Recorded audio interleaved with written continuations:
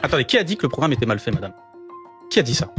Bon, personne l'a dit, d'accord. Bah, donc, si, je vais les retrouver.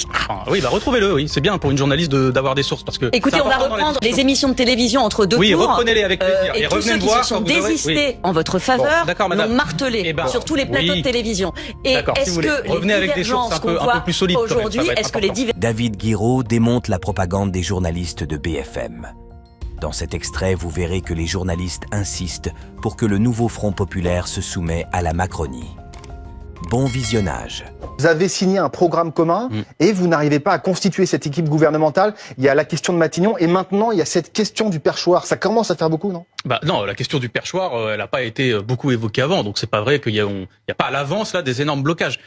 Je veux quand même rappeler une chose, c'est que dans 11 jours, on a les Jeux Olympiques, d'accord? Et que la première chose dont on pourrait discuter, c'est que dans 11 jours, il y a le monde entier qui vient, le monde entier qui va constater que on a un président de la République qui a quand même perdu 2 élections de suite, qui maintient un gouvernement, qui est issu de sa majorité à lui, qui n'est plus majoritaire au sein de l'Assemblée nationale du tout, qu'on apprend à des gamins, notamment au collège, lycée, qui a un principe qui s'appelle la séparation des pouvoirs, et que pendant les Jeux Olympiques, on va avoir des ministres députés, en gros. Donc moi, je suis désolé, mais la première discussion, elle doit avoir lieu là. C'est que Emmanuel Macron doit nommer un Premier ministre issu du Front populaire. Il a les numéros de tous les dirigeants des partis du Front populaire. Hein. On a eu ce débat, il ne le fera pas sans doute, en tout cas c'est une certitude. Mais moi quand même, je suis désolé de le dire, le premier problème, il est là. Que je regrette que les discussions patinent parce que Huguette Bello a été refusé par le PS, c'est une chose. Mais enfin quand même, je suis désolé, hein, c'est un peu moins problématique qu'un gouvernement où on va avoir des ministres députés. Olivier, on se dirige vers juste ça. une question, parce qu'en fait, ce qu'on voit, c'est que vous êtes arrivé en tête, mais vous n'avez pas la majorité absolue, loin de là.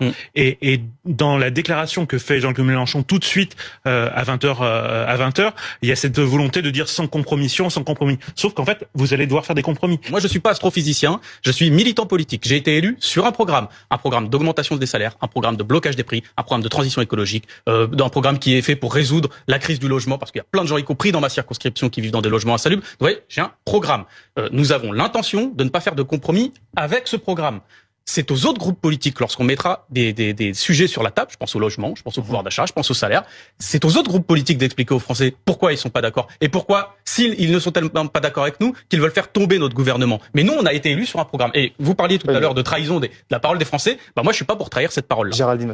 Ce qui me frappe, c'est une question de logique et de calendrier. On a l'impression que vous êtes dans une espèce de déni du réel, c'est-à-dire que oui, vous avez une majorité très relative, avec moins de 200 députés, et que là, toutes les tractations que vous faites, en n'arrivant pas à vous mettre d'accord, c'est pas parce que demain, si vous arrivez par miracle à vous mettre d'accord sur un nom, il vous restera tout le travail à faire avec les autres formations politiques pour trouver un programme commun et des points de convergence qui vous permettraient effectivement de gouverner et pas être renversé par une motion de censure en 48 heures. Donc, si vous voulez, là, j'ai l'impression que vous occupez le terrain, vous faites du bruit médiatique, c'est bien, c'est logique et c'est un coup politique.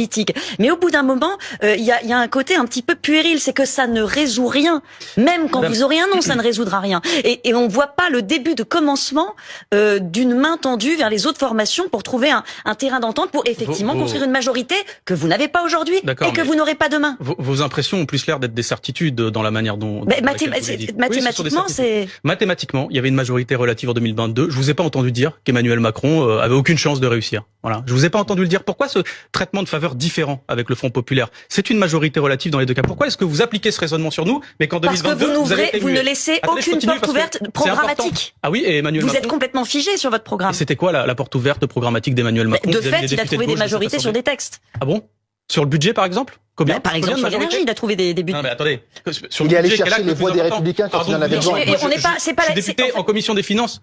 Les budgets ont été votés avec des dizaines et des dizaines de 49.3. Il y a énormément de lois qui sont passées avec des 49.3. Vous trouvez que c'est une majorité? Non, madame. C'est juste vous l'avez suffisamment critiqué pour ne pas le reproduire. Donc non, je constate juste que vous avez un double. Donc vous voulez le reproduire. Vous avez un double langage selon qui est en capacité de l'emporter. Je pense que parce que votre ligne éditoriale est de droite, vous ne voulez pas voir s'appliquer un programme de gauche. Mais je le respecte. Vous avez le droit. Mais non, je vous demande de m'expliquer comment et avec qui vous allez l'appliquer le programme. Mais vous n'êtes pas capable de nous l'expliquer. Je n'ai pas l'intention de gouverner avec la République en marche. Je n'ai pas l'intention de gouverner avec ceux qui ont cassé ce pays. Et je n'ai pas l'intention de Mais comment est-ce que, parce que quand Jean-Luc Mélenchon explique que ce sera le programme, rien que le programme, tout le programme, avec qui vous allez trouver justement ces voix qui vous manquent? Avec le Rassemblement national? La méthode. On arrive au gouvernement. Nous avons une majorité relative. On dépose des propositions de loi ou alors des décrets. Mais par exemple, imaginons une proposition de loi sur l'abrogation de la réforme des retraites.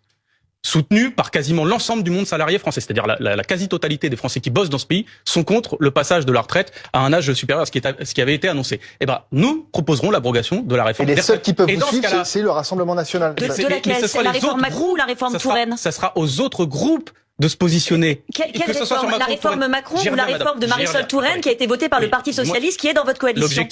L'objectif, c'est la retraite à 60 ans, 40 annuités, ça vous aura pas échappé. 40 années, donc oui. Donc voilà. Les socialistes sont d'accord avec ça. Donc il y aura un vote, mais sur la méthode. C'est pas grave ça c'est des votes. Sur la méthode, votre majorité relative va déjà exploser sur ce point, c'est pas gagné quand même. Nous proposons des éléments issus du programme sur lequel nous avons été élus.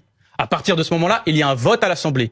Chaque groupe doit se positionner en âme et conscience. Je le dis notamment aux députés de La République En Marche parce qu'il me semble qu'il y en a quelques-uns qui aient commencé à faire leur inventaire par rapport au dernier quinquennat. J'ai entendu des députés, j'ai entendu des ministres de La République En Marche dire peut-être que sur le social, on n'a pas fait ce qu'il fallait, sur le pouvoir d'achat, on n'a pas fait ce qu'il fallait, sur les taxes sur les multinationales, on n'a pas fait ce qu'il fallait. Donc à ce moment-là, peut-être qu'il y aura des majorités qui se dessineront. Mais moi, je suis pas prophète, je suis pas Nostradamus. Donc, on pose des textes, on pose des éléments de programme, et si après ils veulent nous censurer, et si après il doit y avoir une dissolution dans un an, nous n'avons pas peur. Et vous leur expliquez en fait qu'ils n'auront qu'à assumer finalement leur choix devant leurs électeurs, c'est ça, devant les Français. Mais à force de se renvoyer la balle entre vous, le Parti Socialiste, les écologistes et les communistes, vous n'avez pas peur de créer un boulevard justement pour d'autres coalitions, la droite avec justement Renaissance, avec le MoDem. Est-ce que vous n'avez pas peur de laisser filer quelque part cette victoire? Mais non, parce que La République En Marche et les Républicains aujourd'hui n'arrivent pas à se mettre d'accord. Donc la majorité relative est toujours celle du Nouveau Front Populaire. Elle est toujours celle. Pour une motion de censure, je pense que si vous appliquez votre programme, ils vont se mettre d'accord. Hein. Eh ben peut-être. Mais dans ce cas-là, ils devront l'expliquer aux Français. Qu'est-ce que on se bataille pas pour des postes, hein? Je veux dire, s'il y a une censure, il y a une censure. Mais du coup, l'objet de la censure, c'est, par exemple, s'il y a une censure à cause de la réforme des retraites, ça veut dire que les gens qui nous censurent devront expliquer aux Français qu'ils nous font tomber un gouvernement parce qu'ils veulent conserver la retraite aussi tard pour les Français. De la même manière que sur le blocage des prix, les gens qui nous censurent devront expliquer qu'ils nous censurent parce qu'ils refusent que les gens au supermarché arrêtent de se faire saigner comme ils se font saigner actuellement. Monsieur Guiraud, donc la discussion, elle est pas malsaine pour moi. Hein. Pourquoi est-ce que vous n'avez pendant la campagne, il y a eu toute une partie de la campagne où on a dit que Jean-Luc Mélenchon ne devait pas être candidat au poste de Premier ministre, et bizarrement au lendemain du second tour, le nom est revenu à un moment donné. Donc vous avez aussi joué à ça, à une sorte de surenchère vis-à-vis de vos alliés. C'est un jeu. Si vous avez, on a l'impression quand même que depuis le début que vous êtes dans une forme de surenchère et qu'en fait vous jouez aussi la rue avec effectivement les mobilisations qui sont prévues le 18 juillet. Il faut pas, c'est pas un jeu. Je vous dis.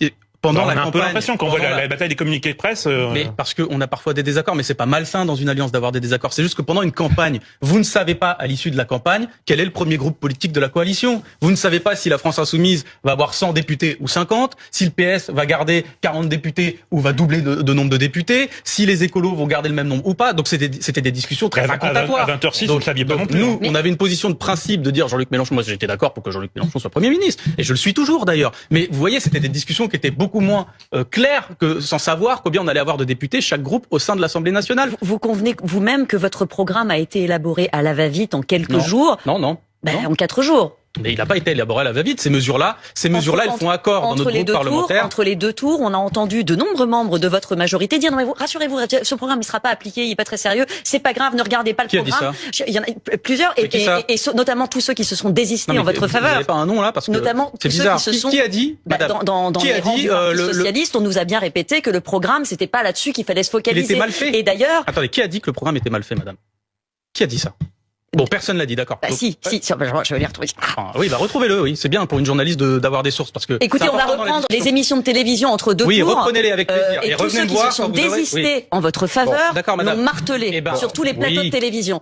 Et est-ce que revenez avec des sources un peu plus solides aujourd'hui, est-ce que les divergences qu'on voit aujourd'hui ne traduisent pas ces incohérences et ces incompatibilités de programme? D'abord, revenez avec des sources un peu solides et des citations un peu solides. Ensuite, non, parce que au sein de l'Assemblée nationale, pendant plusieurs années, il sait très bien que tout le monde a dit, c'est très malhonnête. Non, je ne sais pas très bien. On va avancer. Il faut qu'on avance. Répondez, et ensuite on va passer à autre chose. On dissèque mon cerveau. Allez-y. Bon, vous voulez voir? Allez-y. Vous pouvez y aller, hein. Ça va pas être très long.